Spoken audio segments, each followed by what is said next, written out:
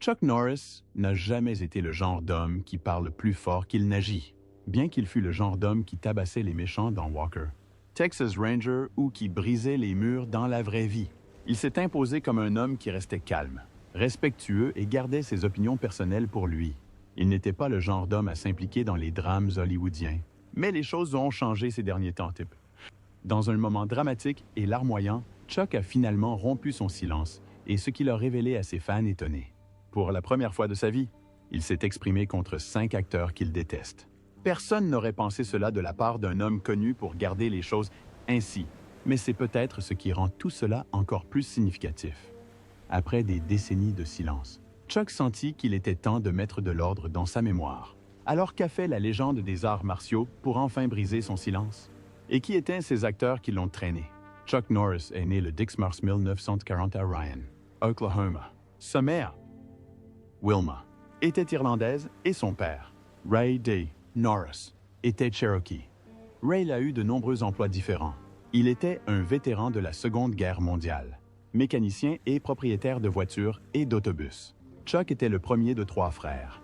Son jeune frère, Wyland, a dit un jour à Chuck qu'il ne vivrait pas plus de 27 ans. Et tragiquement, cela s'est avéré vrai lorsque Wyland est mort pendant la guerre du Vietnam en 1970. Quand Chuck avait 16 ans, ses parents ont divorcé et lui, sa mère et ses frères et sœurs ont déménagé à Prairie Village, à Arkansas, puis à Torrance, en Californie. Chuck n'a pas eu une enfance facile.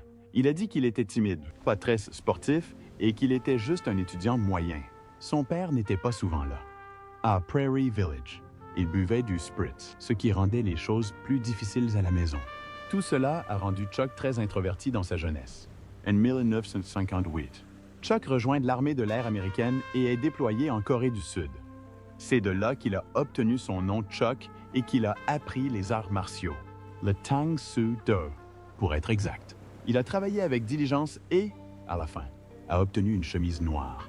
De retour aux États-Unis, il a continué à travailler pour l'armée de l'air en Californie et a finalement ouvert un studio d'arts martiaux en attendant d'être embauché par le département de police. Au départ, Chuck n'était pas un champion des compétitions d'arts martiaux. Il a perdu quelques matchs au début. Mais il a continué. En 1967, il commence à remporter des tournois de haut niveau et bat même des noms célèbres comme Joe Louis. Il a également ouvert des écoles de karaté supplémentaires et a formé des célébrités telles que Steve McQueen, Bob Baca et Tony Osmond. Chuck a mis fin à sa dernière défaite en arts martiaux compétitifs en 1968. La même année, il a remporté le championnat de karaté des poids moyens et a conservé le titre pendant 6 années consécutives. Il a finalement pris sa retraite invaincu de la compétition et est devenu un ami proche de Bruce Lee, qu'il a rencontré lors d'une compétition. En 1972, Chuck a joué le rôle de l'antagoniste principal dans le film populaire de Bruce Lee, Le Void du Dragon, qui a connu un succès exceptionnel au box-office et a établi Chuck aux yeux du public. Elle a ensuite interprété d'autres rôles au cinéma et s'est inscrite dans une école de théâtre, inspirée par le mentor de Steve McQueen. Sa percée en tant qu'acteur principal est venue dans Breaker Breaker en 1977, puis dans Good Guys Wear Black en 1978. Ces films, produits avec un budget serré, a rapporté des millions de dollars et a établi Chuck comme le premier acteur de cinéma d'arts martiaux américain. Ces films étaient remarquables parce qu'ils étaient réalisés aux États-Unis et qu'ils s'appuyaient sur des intrigues américaines, malgré les films de kung-fu de Hong Kong popularisés à cette époque. En 1979, Chuck Norris apparaît dans A Force of One, un champion de karaté qui aide la police dans une ancienne affaire. Il a réalisé ce film pour promouvoir son film précédent, Good Guys Wear Black. Au départ, aucun studio n'en voulait, mais son prix était de 20 millions de dollars. En 1980, il sort The Octagon, dans lequel il doit cibler des terroristes entraînés au ninja. Cette fois, les studios ont finalement manifesté leur intérêt et ont gagné près de 19 millions de dollars. L'année suivante, il apparaît dans Œil pour œil et en 1982 joue un rôle d'action d'horreur dans Silent Rage, son premier film de studio, distribué par Columbia Pictures. La même année, MGM lui a offert un contrat de 3 films et a sorti Forced Vengeance, bien que Norris n'ait pas été satisfait de la direction créative et ait mis fin au contrat. En 1983, il a eu un énorme succès avec Lone Wolf McQuaid, dans lequel il jouait un Texas Ranger coriace. Les critiques l'ont adoré, tout comme la comparaison avec les vieux western spaghetti. Roger Ebert lui a attribué 3,5 étoiles, qualifiant le personnage de Norris d'emblématique. Durant cette période, Norris a également publié un livre de fitness et même un jeu vidéo, Chuck Norris Superkicks, puis vint son déploiement sur le marché de masse. En 1984, il joue dans Missing in Action, dans lequel il incarne le colonel James Braddock, un soldat libérant des prisonniers de guerre au Vietnam. Ce fut un énorme succès et il fut inspiré par son frère, décédé pendant la guerre du Vietnam. En 1985, Norris a joué dans Code of Silence, démontrant une plus grande profondeur dramatique.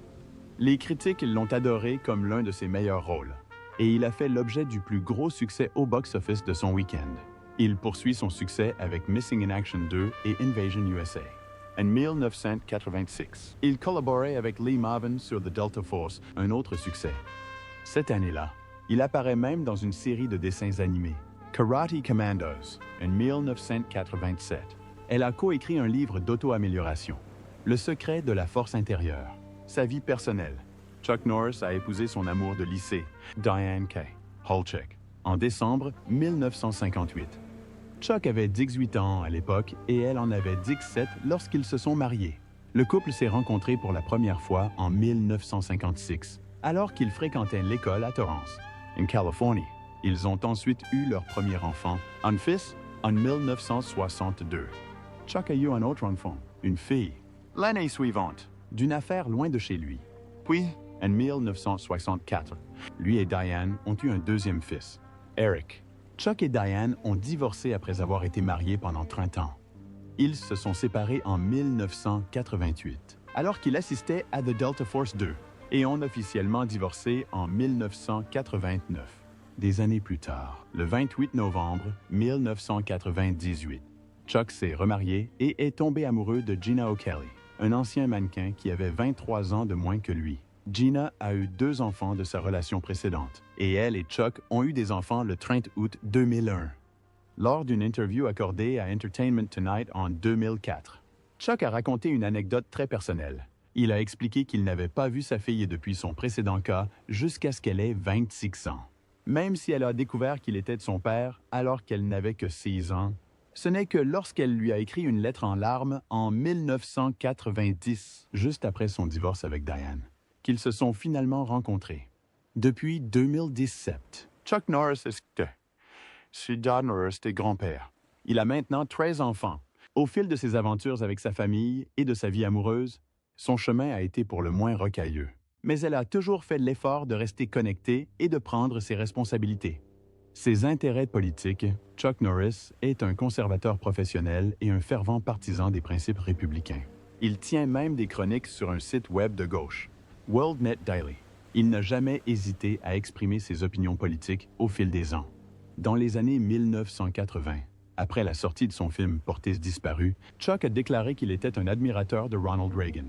Il a apprécié la franchise et le leadership fort de Reagan et a mentionné qu'il ne se souciait pas beaucoup des partis politiques. On se souciait davantage de l'individu. Lors du tournage de Delta Force, Chuck a parlé du terrorisme, affirmant que les États-Unis étaient trop laxistes et que des terroristes pourraient un jour attaquer l'Amérique ou le Canada. En 2007, Chuck s'est rendu en Irak pour rendre visite aux soldats américains, montrant son soutien aux troupes. Un an plus tard, lors de l'élection présidentielle de 2008, il a soutenu le candidat républicain Mike Huckabee et a même critiqué John McCain pour être trop vieux pour le poste.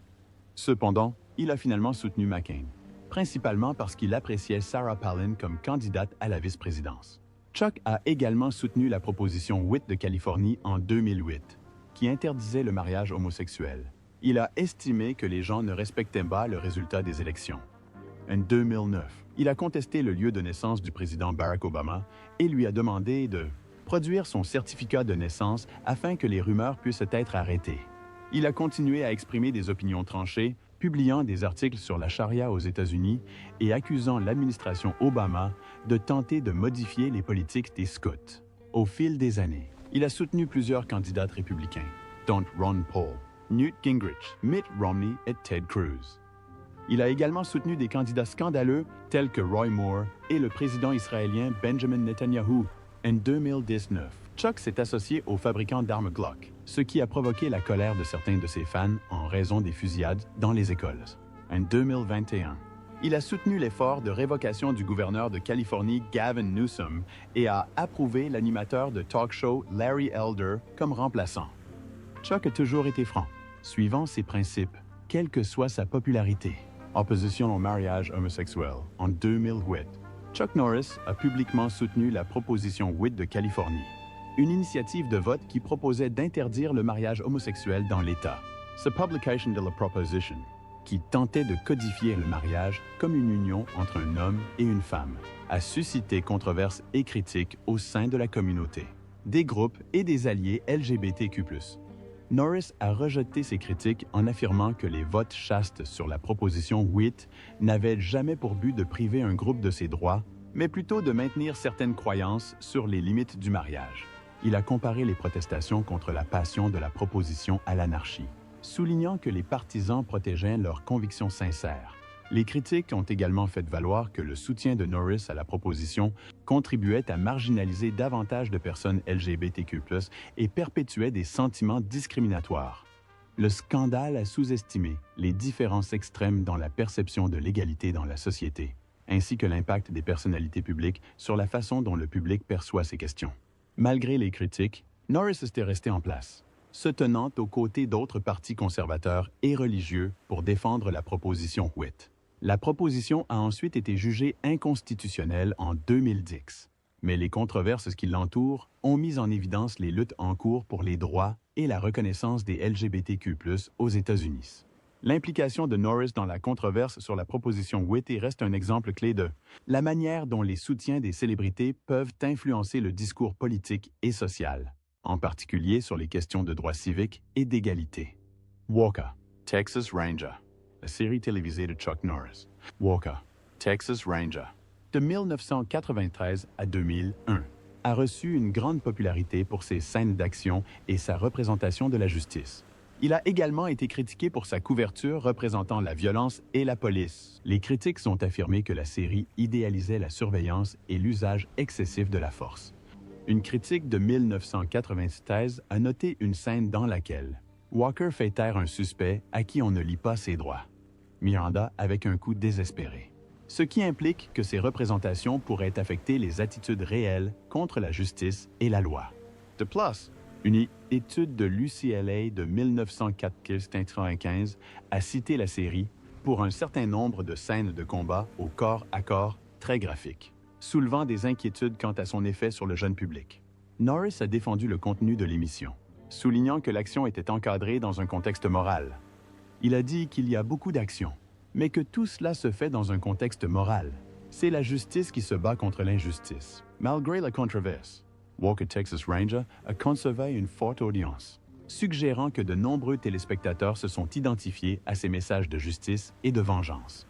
Le succès de la série indique que, même si elle a été critiquée, il y avait aussi un appétit pour les présentations en noir et blanc du bien vainquant le mal. Et lorsqu'il a été présenté comme l'homme le plus violent de la télévision dans une émission spéciale d'ABC, il s'est senti trompé par la pression de l'émission. Tendance des faits sur Chuck Norris. Début 2005. Un phénomène viral sur le web connu sous le nom de Chuck Norris Facts a explosé. Même si l'humour de Chuck Norris existait depuis les années 1980, ses histoires sur Internet ont persisté. Tout a commencé sur les forums Something Bad, où les membres du forum ont dénigré l'acteur Vin Diesel à travers la publication de son film The Pacifier. En quelques mois, l'attention s'est portée sur Chuck Norris et les jeux sur sa taille et sa force sont devenus la nouvelle mode. Les jeux, dont beaucoup donnaient à Norris une allure presque surhumaine, ressemblaient à un sketch de Bill Brasky dans Saturday Night Live. Il faisait également référence aux jeux de l'après-midi liés à Chuck Norris avec Conan O'Brien, dans lesquels Conan mettait fréquemment en lumière la dévolution de Norris en Walker. Texas Ranger. Les jeux sur les surhumains sont rapidement devenus un élément majeur de la culture pop. Ian Spector, un comédien, est considéré par beaucoup comme le père de l'actualité Chuck Norris. Spector a été l'un des premiers à populariser les générateurs Internet qui permettaient aux utilisateurs de générer leurs propres articles d'actualité sur Chuck Norris. Spectre a même publié des livres sur cette nouvelle. Tells you the truth about Chuck Norris. 4 cents facts about the world's largest human. 2007. Et Chuck Norris versus T. 4 cents faits sur les mecs les plus méchants de l'histoire de Never. 2008. Chuck Norris a répondu au jeu de manière factuelle. Sur son site officiel, il a noté que certains faits étaient humoristiques, mais que tout le monde ne devrait pas prendre les choses trop au sérieux. Il a également déclaré qu'il souhaitait que les jeux donnent envie aux gens de s'intéresser à l'actualité le concernant, en particulier aux histoires racontées dans ses livres. En 2006, Norris a écrit une chronique pour WorldNet Daily, dans laquelle il répondait une fois de plus au jeu, en empruntant cette fois la voie de l'humilité. Il s'est libéré de ses doutes et a plutôt tourné son amour vers Dieu et Jésus-Christ. L'humour sur Internet n'a cependant pas toujours séduit Norris. En décembre 2007, il a poursuivi Penguin USA, l'éditeur de The Truth About Chuck Norris, affirmant que le livre portait atteinte à ses droits à la vie privée. Il a ensuite été emprisonné en 2008. Cependant, Chuck Norris est devenu une sensation de mème dans l'humour sur Internet. En 2009, il a téléchargé et publié le livre officiel Chuck Norris Factbook, qui a été coécrit avec son soutien officiel. Les années ont passé et ces faits sont restés superficiels dans la culture pop. Des publicités au film. Dans le film de 2012, Expendables 2, il est fait mention de l'un des jeux les plus populaires. Chuck Norris a été frappé par un cobra royal, mais après 5 jours de souffrance, le cobra est mort. Cette tendance a perduré jusqu'en 2017, lorsqu'une publicité pour United Healthcare, lancée par Norris, a été diffusée. 2 gars dans un restaurant ont commencé à plaisanter sur son rugissement mythique. L'un d'eux étant le classique Chuck Norris, qui met une boîte pour cacher le soleil derrière. Ce geste démontre à quel point la renommée de Norris sur Internet perdure encore aujourd'hui. Sa femme est en train d'être empoisonnée. En 2012, l'épouse de Chuck Norris, Gina Norris, a accusé plusieurs entreprises de l'avoir empoisonnée avec des agences de contraste au gadolinium, les GBCA, utilisées dans les procédures d'IRM. Il a déclaré qu'après 3 IRM réalisés sur une période de 8 jours, il a commencé à souffrir de graves problèmes de santé, notamment de brûlures au cœur et de graves brûlures sur le corps. Même après plusieurs visites à l'hôpital, son état ne s'est pas amélioré. Il s'est même rendu en Chine pour rechercher des traitements alternatifs, comme la thérapie par collation et les traitements par cellules gastriques. Bien que sa santé se soit améliorée jusqu'à un certain point, il continue de souffrir de crampes dans les mains et de fortes douleurs dans le dos. Gina avait le sentiment d'avoir brisé son propre cœur et tenait les entreprises responsables d'avoir conçu le risque des agents de contraste. Le gadolinium est un métal lourd qui peut être nocif s'il s'accumule dans l'organisme. En général, les agences de contraste pour IRM sont conçues pour empêcher que cela se produise en utilisant un agent chélateur qui se lie au gadolinium, permettant au corps de l'éliminer plus facilement par l'urine. Les GBCA ont été utilisés pour la première fois lors des tests IRM en 1988. Il a cependant été découvert que le corps ne peut pas toujours éliminer tout le gadolinium et que celui-ci peut se développer dans des zones telles que le cerveau. Mais ici, les chaînes. Même chez les individus ayant des chaînes normales. En 2015, la FDA a émis un avis concernant le potentiel de croissance du gadolinium dans le cerveau. Bien que la FDA ait déclaré plus tard qu'il n'y avait pas suffisamment de preuves pour indiquer que cette croissance cause des dommages à la santé, la possibilité que quelque chose d'autre que des pensées persiste dans le cerveau est déconcertante pour certains. Des recherches ont montré que les agents de contraste à base de gadolinium pouvaient potentiellement provoquer des problèmes tels que la mort en chaîne, la pancréatite et des problèmes neurologiques chez les animaux et les humains. Malgré les risques, les GBCA peuvent toujours être extrêmement utiles en imagerie médicale, aidant les médecins à détecter des problèmes dans le corps qui sont difficiles à détecter autrement. Mais la légende de Gina Norris attire l'attention sur les dangers potentiels de ces agents de contraste et pourrait donner lieu à des études supplémentaires ou à davantage de personnes signant les mêmes victimes. On ne sait pas encore si la légende de Gina Norris sera un succès, mais elle pourrait mettre en lumière les dangers potentiels des GBCA et inciter à de nouvelles recherches sur leur sécurité. Le temps nous dira si davantage de personnes commenceront à avancer sur des questions similaires. Erreur d'identification lors des émeutes de la capitale. En janvier 2021, juste après les émeutes de la capitale aux États-Unis, une photo a commencé à se propager comme une traînée de poudre en ligne. Dans ce film, quelqu'un qui ressemble beaucoup à Chuck Norris semble faire partie de ceux qui entravent dans la capitale. Naturellement, Internet a explosé avec des rumeurs selon lesquelles la star d'action avait rejoint les rioters. Mais Chuck Norris a immédiatement mis fin à ces rumeurs. Il est allé sur Twitter et l'a fait savoir. J'ai récemment découvert qu'il y avait un sosie de Chuck Norris dans la capitale des émeutes des États-Unis. Je n'étais pas là et ce n'était pas moi. Il n'y a pas de place pour la violence dans notre société. Je suis et serai toujours pour la loi et l'ordre. Pour le soutenir, son patron, Eric Kritza, est également arrivé. Il a dit que Chuck n'était pas à Washington, D.C. ce jour-là. En fait, il était chez lui avec sa famille dans son ranch au Texas. Kritzer a même plaisanté en disant que l'homme sur la photo était beaucoup plus beau, essayant évidemment de désamorcer la situation. Puis l'homme mystérieux sur la photo a été révélé. Et ce n'était certainement pas Norris. Mais à ce stade, le mal était fait. La photo était déjà apparue sur et en dehors des plateformes sociales, suscitant toutes sortes de spéculations folles.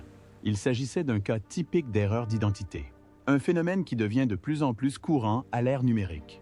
Cette affaire montre à quel point il est facile de diffuser de fausses informations sur Internet, surtout lorsqu'une célébrité est impliquée, avec des photos virales et des décisions rapides circulant sur Twitter, Facebook et Instagram. Il est plus crucial que jamais de prendre un moment et de vérifier les faits avant de tirer des conclusions hâtives. Même le légendaire Chuck Norris n'est pas à l'abri d'être faussement accusé. L'expérience elle-même est un souvenir. Ce n'est pas parce que vous voyez quelque chose sur Internet que c'est réel, dans des moments comme ceux-ci. Une petite vérification des faits peut faire beaucoup. Maintenant, parlons des acteurs que Chuck Norris déteste le plus. Jean-Claude Van Damme et Chuck Norris. Avant que Jean-Claude Van Damme ne devienne un nom familier à Hollywood, l'acteur d'origine belge avait une longue histoire et un lien surprenant avec Chuck Norris.